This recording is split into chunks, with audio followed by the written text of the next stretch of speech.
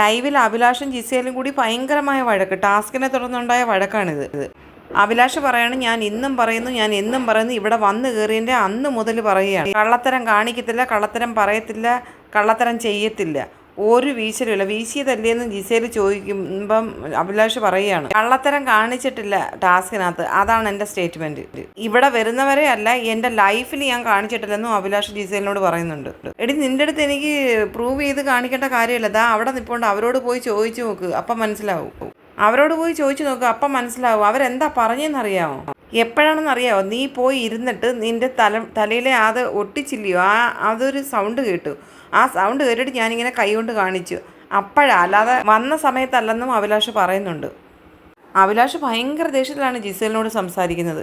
മനസ്സിലായോ, ഞാൻ പറയുന്ന വല്ലതും മനസ്സിലാവുന്നുണ്ടോ, അഭിലാഷ് ചോദിക്കുകയാണ്, ഭയങ്കര ദേഷ്യത്തിൽ ചോദിക്കുകയാണ്.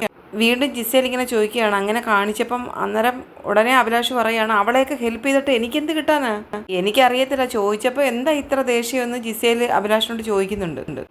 നീ ചോദിച്ചു നോക്കി, ഇവിടെ ഉള്ളവർ കണ്ടോണ്ട് നിൽക്കുകയല്ലേ, നീ ആവശ്യമില്ലാതെ അവിടെ ഇവിടെ ആരെങ്കിലും പറയുന്ന കേട്ടിട്ട് ഇങ്ങനെ ഓരോന്ന് പറയാതെ.